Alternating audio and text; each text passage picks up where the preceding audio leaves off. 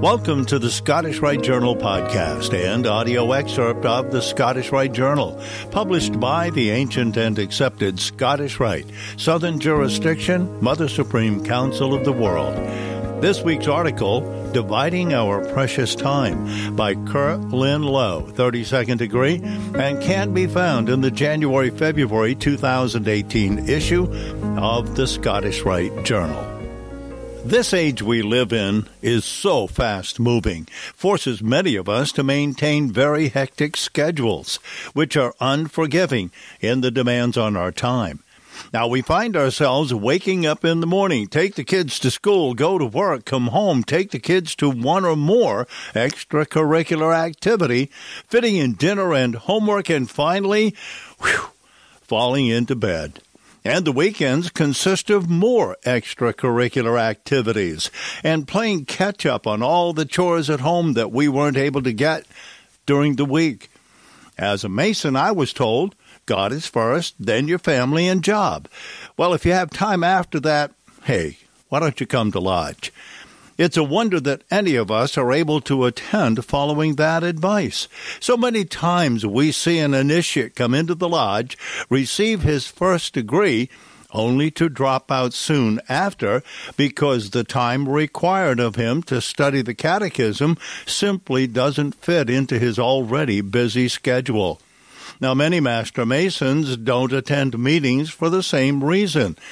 It is the fate of any institution that the lion's share of the work involved in keeping the wheels turning fall upon the dedicated few. So that begs the question, what now, if these same brothers burn out and call it quits? In what is becoming an all-too-familiar story, the lodges have had to shut their doors and merge with neighboring lodges in hopes of keeping the fraternity alive in their area, because of too few dues-paying members and even fewer active members. It becomes difficult enough with so little time afforded to us just to keep the lights on in many lodges, let alone perform the duties to the brotherhood that extend beyond the stated meeting. Now, one of the major recurring lessons of the craft is time. For man, time is finite. This reason alone is why the 24-inch gauge is such a very important tool to the Freemason. This world has become a frantic place. We're never without our computers or smartphones, being bombarded with information the instant it's available. Our professions demand that we do more with less, and many times extend beyond the 8 hours of our usual vocation. Our sidewalks and highways, they're packed with people rushing to get to their destinations. Horns and voices creating a cacophony the second the pace becomes inconvenient. What then can be done to remedy the deficit in time our society has created? Are we forced into this existence because the world demands it? A recent Gallup poll indicated that full-time workers averaged 47 hours per week, and about half of full-time workers worked more than 40 hours, and 40% worked at least 50 hours per week.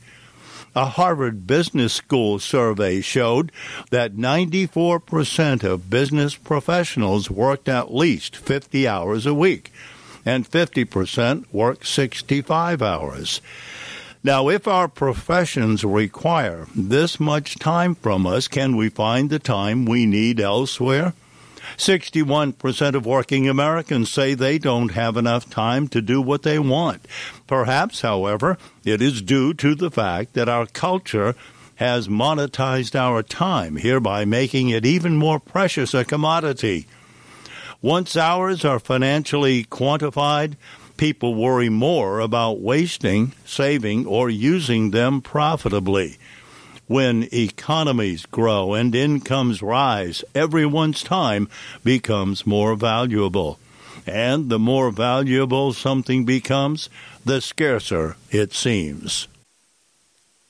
This monetization of our time is not completely unfounded, as many workers cite job security, rising housing and education costs, and a need to increase their retirement funds due to the longer lifespans as big motivators to work longer hours and choose to use what should be their leisure time for more profitable pursuits. Now, despite the long hours that Americans are putting in, they are spending more time with their children than ever before. And a major reason is we found that the time they spend with their children is far more meaningful than time spent doing most other things, including paid work.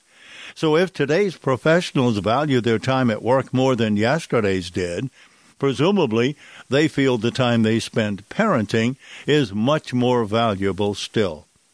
Now, one certainly can't begrudge the choices that a fellow Freemason makes with his time, if he is in the laudable pursuit of his own betterment.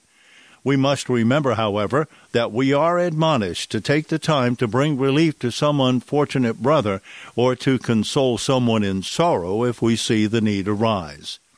Now, the time that we spend in these duties to our fellow man is a choice that we, if it is at all possible, should make. I recently heard the story of a brother who had been involved in a motorcycle accident along with his daughter. He had been seriously injured while his daughter escaped with a broken bone or two. Now, the brother's rehabilitation has lasted for more than a year, and it's still unclear whether he's going to require more surgeries in the future. And as we talked, I asked my friend if the Lodge brothers had taken care of him while he was out, and was told that this was a generally jovial man whose demeanor darkened as he said, "The only time I heard from anyone in the lodge was when I received a call about my dues." Now, I don't care so much they didn't check on me, but they could have at least called to ask about my daughter.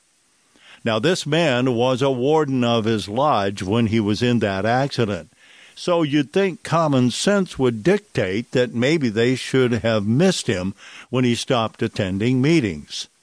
And I was dismayed as I heard the story and wondered if we, the fraternity, are spending our time wisely. As I reflected upon this, I asked myself, what have I done to assist a brother?